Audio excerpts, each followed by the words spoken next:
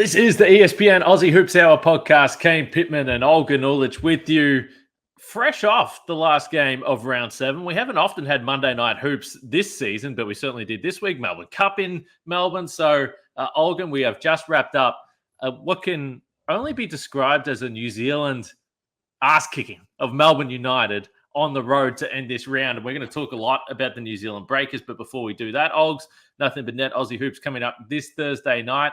You're going to be there. Ryan Brockhoff will be there. Andrew Gaze and Leonard Copeland as well. So that show is going to be stacked. And I hear you've got some articles and some stuff going on at espn.com.au. So let's get the paperwork out of the way first. What do you got cooking? All right. So today we're recording this on Tuesday morning. I've got an Australians in college preview. So the Australians to sort of keep an eye out for. You got Tyrese Proctor, nice. Alex Condon. There's some guys who NBL teams are looking at. I go through all of those guys. Some Kiwis to look at.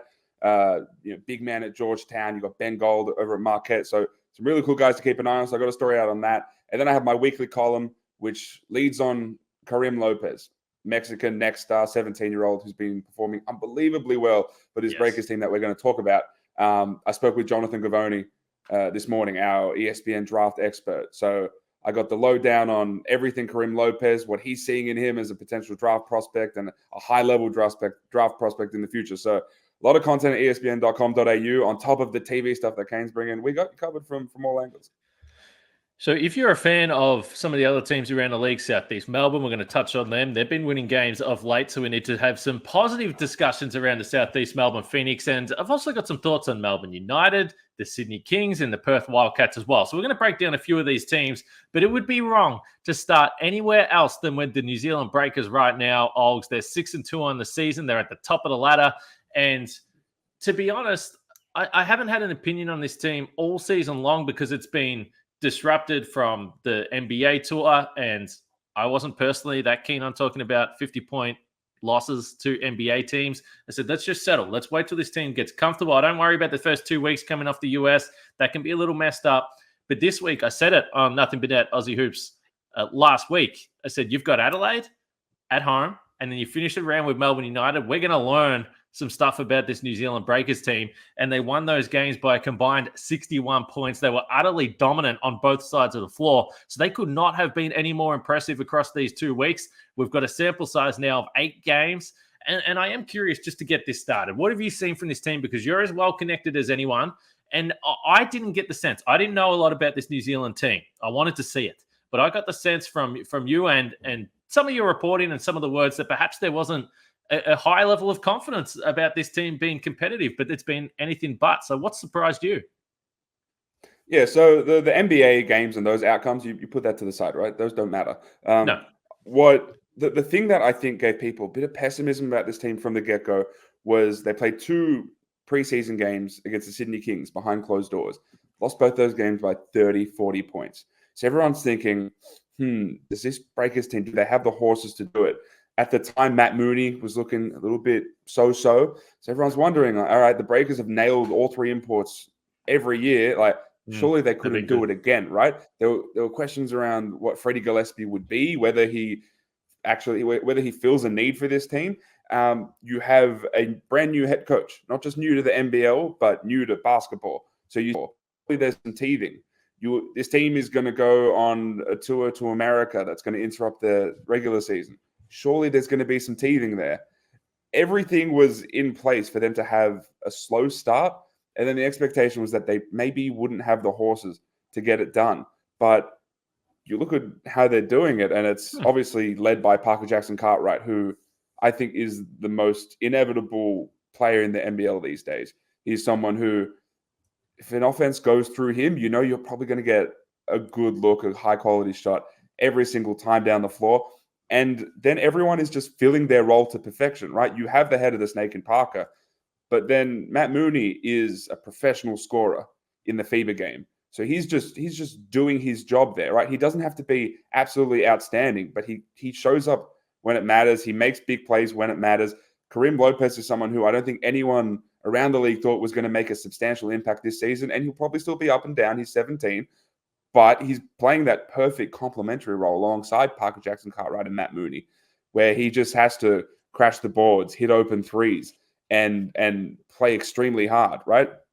So it's just all these guys filling their roles. It's someone like Sam Menenga, who I think has taken a leap that I'm not sure a lot of people were expecting this sort of leap from Menenga. It's Freddie Gillespie playing his role to perfection as well, which is he just has to be an outlet guy for Parker Jackson Cartwright when the double comes and things like that, and then be a high-level defender. He's leading the league in blocks right now. So I think all these pieces are coming together. I would stress that it's still a little bit early, right? And they're going on a road trip right now. We'll see what happens. But I think that the surprise is that all these pieces have really started to mesh when we thought they'd be teething because of the way we knew they were going to start their season with that NBA trip. So, and it's funny, I did comment on the NBL. They put up the ladder. I've always got just a little one-liner comment that I like to throw out there. And I said, it's time to talk about New Zealand. And I can only assume that it was a New Zealand fan. And they said, oh, now it's time to talk about it. Why are the experts always so slow to get to these topics? Well, here's the thing. Did you want us to talk about the 50-point losses in the NBA? Did you want us to talk about this team still figuring out the pieces when they came back? We were open and said we need to see them play. And I would say that we're still figuring out who this team is. Now, when you win those games by an average of 30 points against teams that a lot of people consider contending teams, that's not just a blip on the radar. That is something that feels like, okay, this team is actually just really good in this league. But they played differently on this weekend to what they had earlier in the season. So it's only been 8 games. So it's still very early to make any conclusions about, yes, New Zealand can win the title. But here's the thing. In that Melbourne game in particular, I saw some commentary around the fact that, well, they shot the ball really well from 3. Forget about the 3-point shot. They were up by 20-plus points, and they were dominating this Melbourne team physically by getting in the paint and getting to the basket. So this was a change from what we had seen from New Zealand earlier in the season. So some of the numbers from these 2 games. So Adelaide, the final score is 109-82. They lead points in the paint 54-38. And they shoot 32 for 46 from 2-point range. So 69% on twos. They dominated them inside. Physically, they had no answers for this team. And yes, it does start with the little man, Parker Jackson Cartwright. Against Melbourne, the best defense in the league, the best perimeter defenders. You can't penetrate against Melbourne. It's impossible. Well, they did. 54-32 points in the paint. And again, they shot 69% from 2-point range. This was utter domination. And don't worry about the 3-point shots, because leading into this game, into this round, New Zealand had about 44% of their shot attempts were threes. In these 2 wins, it was 30%. So I am really curious with this New Zealand team to see whether that 3-point rate stays at that low level, because they believe they can execute. They've got PJC who can find every single little crack in the defense. I was listening to Andrew Gaze and Damon Lowry, and they were like, well, why don't they try this? Why don't they try that? Why don't they try that? They did. And they still couldn't stop him. So I'm curious with New Zealand whether they become that team that is willing to ground and pound and dominate in the paint, because that's how they won these games. It wasn't the 3-point shot. It was the most impressive part of this win, which was the opponent. It was against Melbourne United, who I think a lot of us would have considered the title favorite, if not definitely among the top 2 or 3. But not just that, the clear best defense in the NBL up until this point. No one's close to them when it comes to defensive efficiency. And then it's not just that. It's also Shea Ili and Matthew Dellavedova, probably the 2 best point of attack perimeter defenders in the league. So it's like, and it wasn't just, there's a lot of Parker Jackson Cartwright coming off on balls, and it's Rob Lowe in a deep drops. And I don't think Rob Lowe had the foot speed to really keep up with Parker. But then it was also just one-on-one. Parker just blowing by Shea Ili, blowing by Matthew Dellavedova. We don't see that ever. So that was what was really confusing. And then it's also Dean Vickerman on the sideline, who I think is one of, if not the best defensive coaches in the NBL, in Australian basketball. And he threw different things at him. They were in a drops, and then they would hard show, and then they would switch. And nothing was working. This team just this Breakers team just had an answer for everything. And obviously you put a lot of that on Parker and his decision-making, because the ball's in his hands. But it's also on Petri Koppinen and that coaching staff. A lot of people had questions going into the season, because this is an all-Euro coaching staff. Like, what the hell? Like, why? There are no Australians, no Kiwis on this staff going into an NBL season that's based in Australia and New Zealand. Like, how are they going to be able to understand the nuances of the game? But they are high-level FIBA coaches. And, I spoke with the lead assistant, Dan Sokolovsky, last week for my column. And, I speak to a lot of people around the league. I speak to coaches, administrators, players, everyone. I walked away from my interview with Sokolovsky thinking, this guy is damn impressive. There's a reason why it was basically between him and Koppinen to take over as head coach for that Breakers team. They have a really impressive group of guys leading that team on the coaching staff. I don't think that can be understated too. The numbers against Adelaide gives up a ton of paint points anyway. So the fact that this team was able to do that against them, it's whatever. To do it against Melbourne and to do it against Sydney a few games ago, they're a top 3 defensive team as well. These are really impressive wins on the road as well. You can't speak highly enough of what this Breakers team's been able to do so far. The one play that just had me laughing was either late in the third or it might have been early in the fourth when you talked about all the different coverages Melbourne were trying to throw. And at this time, they're like, okay, well, we just need to throw 2 guys at him, get the ball out of his hands. He split the defenders, was able to get downhill, found Bairstow in the corner. He knocked down the 3. It might have been Mooney or Bairstow, but I was just like, all right, well, they've literally exhausted all options at this point in time. And Damon actually said on the call, he said, you can have an answer for everything. You can't have an answer for speed. And part of it is right. I mean, he's just so damn quick that he gets to spots before the defense is even able to adjust. And then if you are trying to help, it's too late. So New Zealand, if I'm looking at home again the next few weeks and you're trying to see how this team finds its identity, because I think they're still probably trying to figure it out. As I said, across these 2 games, 39 3-point attempts, 89 2-point attempts. So keep an eye on that. See where that settles out, because this team does seem to have the pieces that they can dominate inside. And, Sam Menenga that you mentioned, he had the big 25-point game against Melbourne. He's still only 22 years old. So there are a lot of pieces for this team that early on in the season are showing that jump that can be hard to predict. So I do understand why there might have been some questions about this team coming in, but so far so good. 6-2 on the season, top of the ladder. Before we move on, just quickly on Melbourne United, we've discussed the offense a little bit. And as I was just watching the last few weeks, Chris Golding's only shooting 30% from 3, but he's the leading scorer with 15 points per game. They're going to be fine because the defense is so good, and this was a real anomaly. But I do wonder if they do lack a go-to scorer on this team. And I don't expect that CG is going to keep shooting 30% from 3. But we also know that there is probably not a player in the league that has to work harder to get free for those outside shots. He takes an incredibly high degree of difficulty shots. So, a lot of these teams have those nice wing defenders. So I'm just looking at Melbourne compared to some of the other teams like a Parker Jackson, Cartwright. Sydney has a multiple of those guys. Adelaide's got 3 of them. Just those go-to scorers that can take the game away from you. Yeah, we've spoken about this over the course of the season so far, that's something that people around the league do have a question about, which is are they one creator missing, one scorer missing? In this game, you could feel it a bit more, obviously. I think Melbourne missed a lot of decent looks. You have Sean Bairstow hitting a 3 in the corner on one end.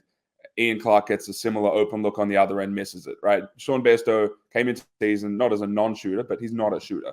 So for him to make multiple 3s in a game is an anomaly in its own right. And Ian Clark missing decent looks is also an anomaly. So I'm not too concerned about this United offense. It's been ticking over pretty decently up until this point. But I agree, when you come to the end of a season, that's the thing that I'm looking at, where it's the thing that I think of with this Breakers team, which is if you're in the game with them, that's cool. But when the end of the fourth quarter comes, they know exactly where they're going. And you have the ultimate trust in who they're going to. Whereas I don't know who that is for Melbourne. If you need, can you just load up on, Chris Golding, and do you trust the others to make plays, especially with no Joe Luala-Chuil Jr., right? Mm. I think that sort of thing is the thing that I think is lacking. Just a guy who you can throw the ball to, and he can go and create something. Do they have that? I don't know. Will it be Delhi? I think Delhi's been up and down to start. He started the season really well and then has tapered off a little bit. Will it be Shea Illy? A lot of these guys are new dads. I don't know if that's playing a role in them maybe being a bit shaky throughout the season. But I agree with you. It's something that the question still remains. I think they'll be okay, but it's a legitimate question. Well, Jack White was the guy against Sydney a few nights ago. He hit the 2 clutch 3s. They were able to get that close win over the Sydney Kings. And I did notice the NBL MVP, their MVP ladder is changing ferociously week to week. I don't know. But anyway, they had Jack White in there at number 2 this week. I don't know who does the MVP ladder. I'm just noticing a lot of change. But anyway, it's just a mishmash of players who are great. Just if you're a great player that week, you're on the list. Hey, there is plenty of good players in the league, though, Olgs, you know that, which does bring us to Points Bet Built Different. And we're going to South East Melbourne, and we're going to Matt Hurt. You mentioned the words professional scorer before. He is absolutely that. Even when the Phoenix was struggling early in the season, he was getting his buckets in the big win over Perth. He had another 17 points, 6 for 10 from the floor. On the season, he's getting over 20 per game. So he is right in the mix to win the scoring title this season. I think there was predictions that the Phoenix offense would be good, but Matt Hurt, no doubt, the standout for this team. And just really fun to watch. He can score from all over the floor. He scores at all three levels. He was 6 of 6 to start that game against Perth. And again, it's a lot of fun. And I like the attitude he brings as well. Like he knows he's good. He knows he's a high level scorer. I had questions coming in on whether he'd be able to score within a system, but he absolutely is doing that. And he's been doing this without Derek Walton Jr., who I think has been a really good partner for him in the pick and roll and picking and popping. So once he comes back, I only expect Matt Hurt, at least his efficiency, to grow even more. But his ability to hit contested shots, step back threes, that turnaround midi, finish around the rim. There's some sneaky athleticism there. I really like what he brings. He's the import that I think has surprised me the most. I didn't think that he would be this effective on the offensive end. Yeah, he's just got great size. So he's just so challenging to defend and a beautiful looking shot as well. So the Phoenix have been on the rise and Matt Hurt has been a big part of that. He is Points Bet Built Different. What are you really gambling with? For free and confidential support, call the number on the screen or visit the website. All right, so you're listening to the beautiful looking shot. Do you think his shot is beautiful? Beautiful, yes. He is to you? Yeah. Well, I don't have much else going on in my life. I watch basketball, and basketball is beauty. It's a wonderful game. I think his shot is absolutely outrageous. It is. Yes. It is behind the head. It is wild. It is extremely effective. But beautiful is not the word I would use to describe it.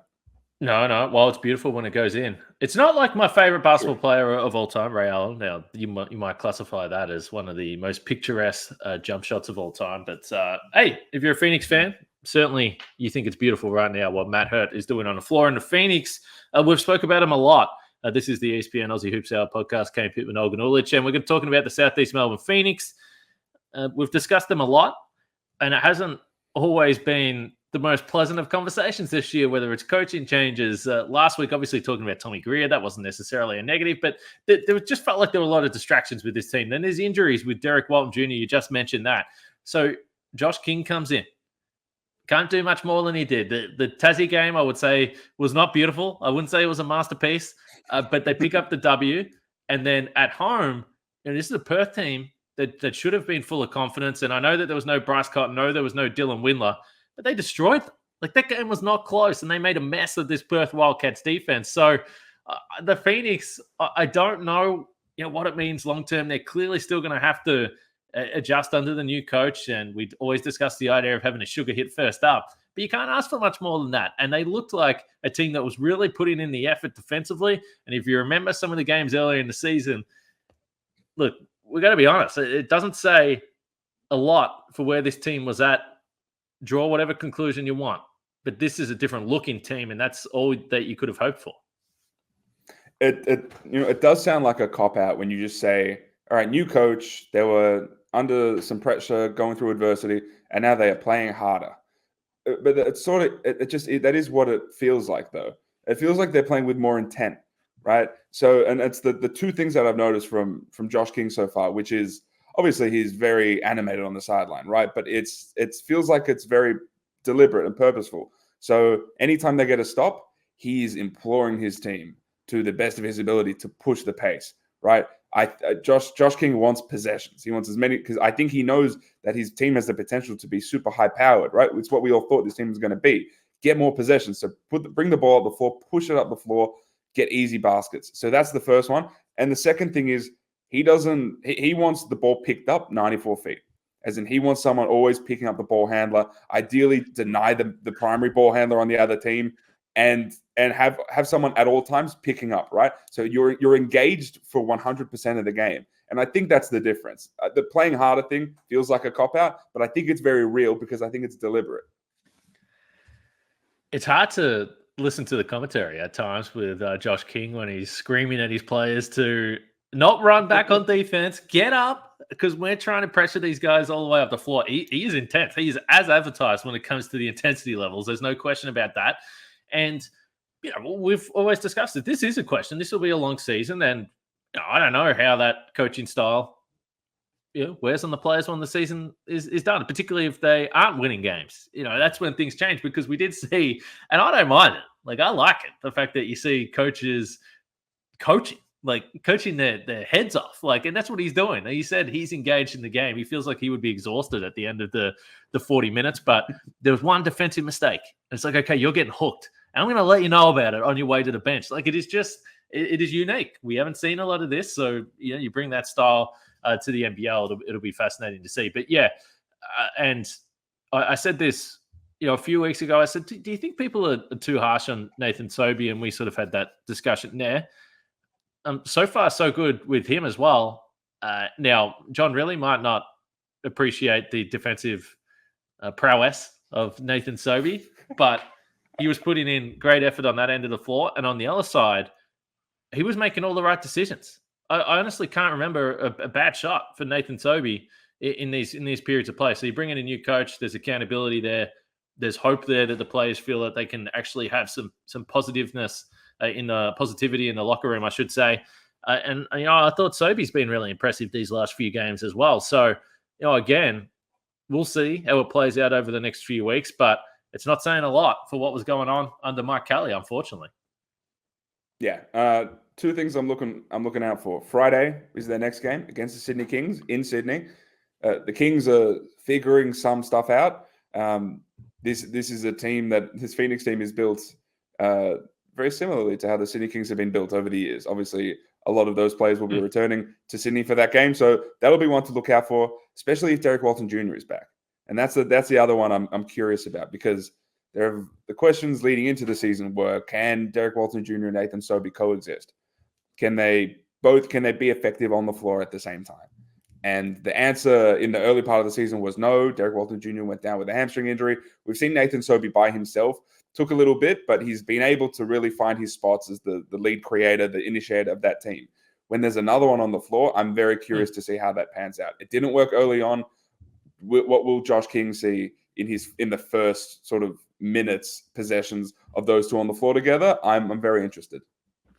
Yeah, and the defensive stuff is still going to be a watch. I wouldn't say, and it's funny to think about this, because the Tassie Jack Jumpers, who they only scored 60 points 2 days later. Now, they didn't have Will Magnay in that game. We've said on repeat, this Tassie team they just can't survive without Magnay. They just don't have the horses right now to get that job done. But then Perth, such a fascinating weekend for the Perth Wildcats. Now, the win over Illawarra was really fun, and it's cool, and guys were getting buckets, and Ben Henschel was on fire. And, of course, I mentioned, they didn't have Dylan Windler in this game against the Phoenix.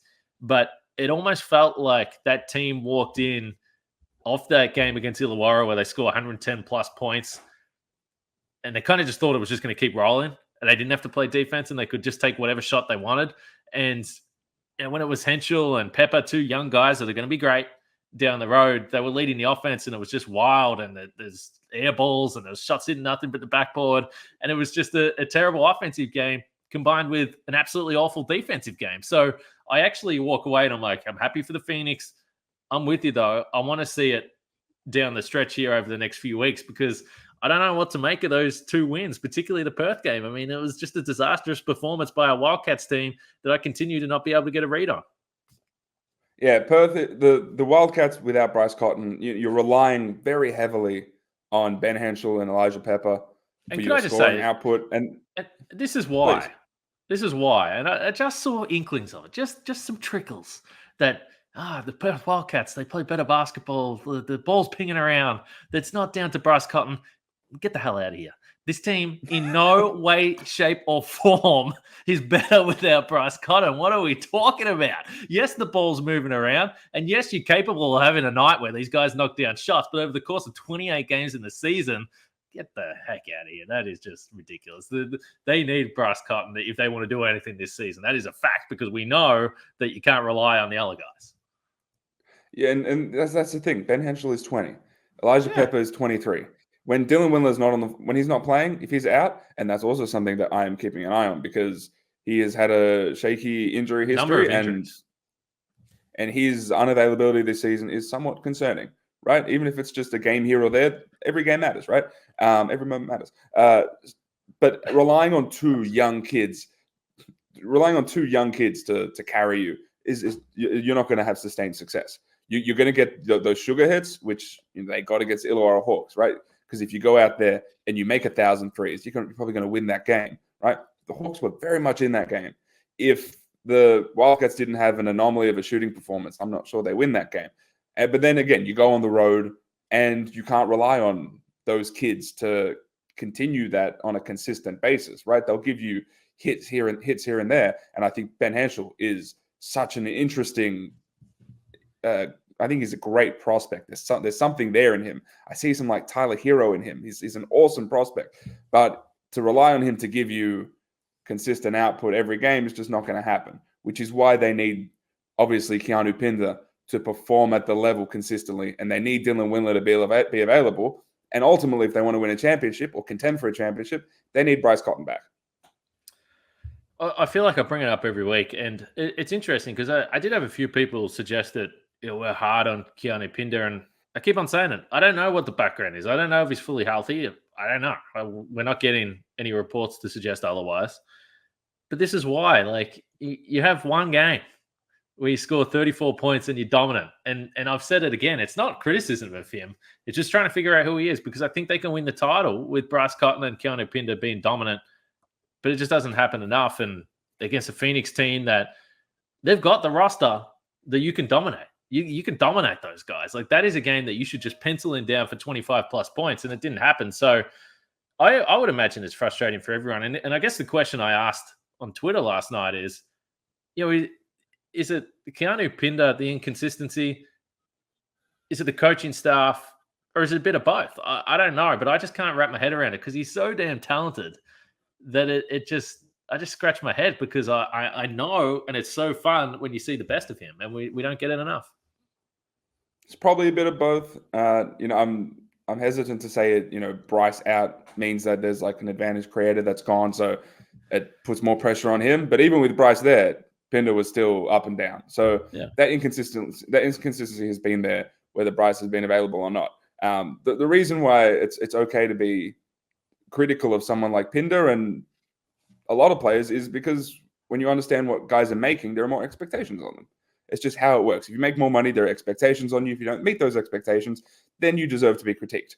And I don't think that he performs as consistently enough as someone who gets paid that amount of money should be performing. That just is what it is. Can he be at that level? Of course he can. We've seen him perform at the highest level, right? We've seen him put together unbelievable games. He just has to do that consistently. And if he doesn't do that, then I'm not sure he'll get that similar sort of contract when he's off contract at the end of the season. Yeah, and Wildcats fans, let us know. Do you think that the conversation that we've had quite a few times, do you think it's too harsh? Do you think it's fair enough? Where are you at? Because I continue to, if you really want to, as you said, whether it's the contract, whether it's prior play, whether it's the fact that, he does get in Boomers camps. So when you're looking positionally, he should be compared to Xavier Cooks and Jack White and these guys, regardless of whether you think he's that level of play, it doesn't matter. But those are the guys that I throw him in with. And I say, okay, you can do that. You can play like those guys night in, night out in impact winning, and he hasn't really done it. So let us know, Wildcats fans. I tweeted the stat, but they're 3-0 when he scores 12-plus points, and they're 0-5 when he scores fewer than 12 points. So the numbers are pretty clear as well. He's so important to this team and their ability to win games. Did you make anything of the Sydney Kings over the weekend? Obviously, a beat down of the Tassie Jack Jumpers, and then earlier in the week or on the Thursday night, I believe it was, a really entertaining game against Melbourne United, and ultimately they could have won if it wasn't for Jack White and those couple of clutch threes. Yeah, I think the Kings, so that it was weird. That loss to Melbourne, it was their third loss in a row, but it didn't feel like it. That felt like an obvious step in the right direction. I thought the Kings played a largely good game. And then they came and backed it up against Tasmania. Now, the Kings have been in this situation where they've come out really hot, let the other team get back into it around the midway point of that second quarter, and then it's a close game throughout. They did a good job of keeping their foot on the gas and extending their lead out to 30-some-odd points. Obviously, that was helped by Quat Noi going nuclear in that first half, which I was in the building. That was unbelievably fun to see. Watching Quat interact with the crowd was so much fun. And also when he was hot, they drew stuff up for him, and I really like that from that Kings coaching staff. But the interesting thing is the rotations. They changed in a very material way. They started a very small lineup. Xavier Cooks at the 5, Kelly Leopepe on the bench. He got a DMP in that game against United. He only got on the floor against Tasmania because they blew that game out. And I think that was a good chance for the Kings coaching staff to see the areas where Leopepe can be effective. I don't think they see him as a 5-man anymore, or as someone who's going to come in and play prominent minutes at the 5. But I think they see him as, think of like a Hiram Harris type. Someone who can come in, make an impact play here or there, get an oak board, draw a charge, things like that. So the rotations, I think, are clearer now because of that. They have Xavier Cooks as their starting 5, Cam Oliver as the backup 5. It cleans up a lot. And then the injury to Jalen Galloway is something that also, while unfortunate for Jalen Galloway and for the depth of the Kings, I think it clears the mind of this Kings coaching staff, because they don't feel a pressure to play certain guys certain minutes, or to make sure that they're getting through guys. Gorge is letting these lineups breathe a little bit more. And I appreciate that, because I think it allows guys to get into rhythm, and I think it allows combinations to be out there for longer so they can get used to playing alongside each other. We'll see with Jalen. Jalen Adams, and you reported it, so you were all over this, that he wasn't going to be out for an extended period of time, or certainly it sounded like. He played 25 minutes the game, the next game against Melbourne United, right? We knew that it was just going to take him a bit to get back to what he is as a player, but he was never going to be out or replaced or anything like that. No, so that was very well done by you, if I must say so. I've still been a little surprised that Brucey hasn't been starting. I know it's and Jalen Adams obviously will eventually start, but when Jalen Adams isn't out there, they really do just miss the point guard, and I that's the one that I just can't figure out why Brucey isn't getting those minutes. And again, it's not a criticism of Tyler Robertson, but he's not a point guard, and they're asking him to play point guard, and it's just really not working that well, from certainly from what I can see. So that's a confusing one. But you've said it a few times, and I agree with it. It might just be a development play. Let's get this guy minutes. It's a long season. Maybe by the postseason, he finds that level of comfort and it ends up working. So a long play from Gorge, and I wouldn't rule that out. I did think in the Melbourne game, a long game, play is absolutely the way it is. Sorry to interrupt, but that's exactly what it is. Because you see at the start of the second half, they started Jalen Adams, they started Cam Oliver with, I believe, Tui, Isaiah Liafa, and Xavier Cooks. That is I think their optimal lineup, right? Bulkwall in there for Isaiah Liafa. I'll give or take that. But that's their optimal lineup. And so they're clearly just trying different stuff throughout, right? Tyler Robertson, I think, is getting 5 or 6 too many minutes, because I think they see him as someone who, if you blood him, he'll be good by the midway point of the season. It is clear that they're doing that. I don't know if you can do that in an NBL season where you can just throw away minutes to experiment, but I think it's really clearly what they're doing, and we'll see if it pays off in the long run. Yeah, I guess, and again, I mean, Gorge, I'll side with Gorge with his own players here. I think he's probably got it covered, but I do see other times where it looks like he's maybe pushing a little bit and he's frustrated, and so that's the other side of this. If he's not quite in those situations where he's perhaps going to succeed, but we'll see what happens with Tyler Robinson and obviously Brucey, a guy that's been very reliable for a very long time in the league. The Melbourne game, they played through those stars that you mentioned, and yes, it looks different with Jalen Adams there, but it was Adams, it was Oliver, it was Cooks. They were really initiating everything. The ball was going through those guys, and then the other players, the role players, they fed off that. That's the optimum Sydney Kings lineup or offensive situation, in my opinion. They did really go away from that against Tassie, and it was a lot of the role players were shooting those threes. Obviously, Quat Noi went absolutely berserk and had probably the dunk of the season. We can almost say that's a fact right now. But you can do that against Tassie. There were some good dunks this week. There was. There was a Malik Lewis dunk. There was a Nick Marshall dunk in garbage time, which was hilarious. There were some good dunks, but no, Quats was up there. And I say this, he was right in front of me as well. And you could feel the building shake. It was very fun. But you can get away with, against Tassie, they're just not going to lose to that Tassie team the way they are right now, particularly with Magnay not playing in that game. I mean, they scored 60 points. Like, you can't lose that game. Yes. I am curious, against the best teams in the league, do they lean more on the stars? I just think that's what they need to do. They're your best players, and there's so much talk about Cam Oliver. And I said it on last week's show, but all of a sudden in the Thursday night game, all they were talking about was, well, the body language is better. The body language is better. Yeah, he was playing. He was getting the ball.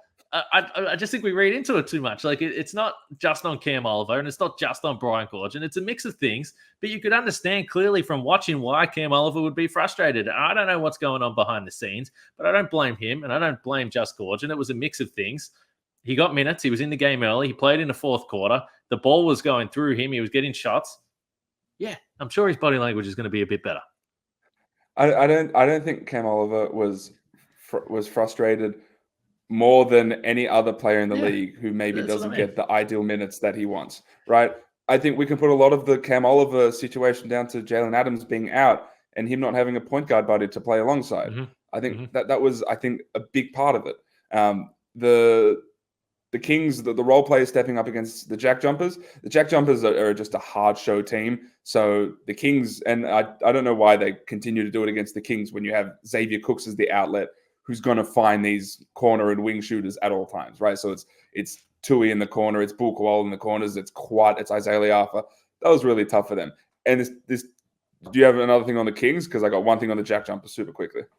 Roll on, my friend.